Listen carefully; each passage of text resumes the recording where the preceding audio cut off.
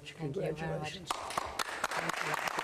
This morning, the U.S. and the European Union reach a preliminary trade deal after a high-stakes meeting at President Trump's golf course in Scotland. The full details are still being worked out, but the deal calls for a 15% tariff on most EU exports to the U.S., with few exceptions. This is probably the biggest deal ever reached in any capacity, trade or beyond trade. President Trump says the EU, which is made up of 27 countries, will also buy $750 billion in American energy and invest $600 billion in the U.S. And he says there will be no tariffs on American exports to Europe. The president of the European Commission calling it a huge deal that followed tough negotiations. It will bring stability.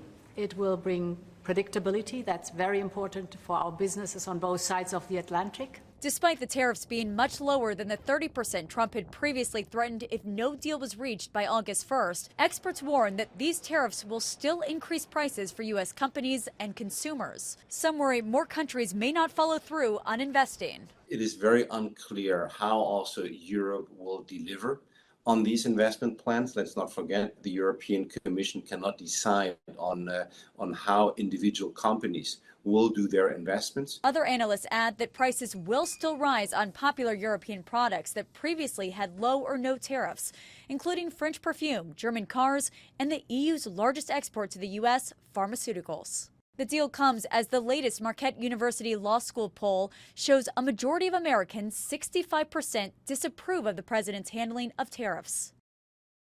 President Trump will meet with the British Prime Minister today in Scotland to finalize a trade deal outlined earlier this year. At the same time, U.S. and Chinese leaders are meeting in Sweden for more trade talks and are expected to extend the current pause on tariffs. Nicole D'Antonio, ABC News, Washington.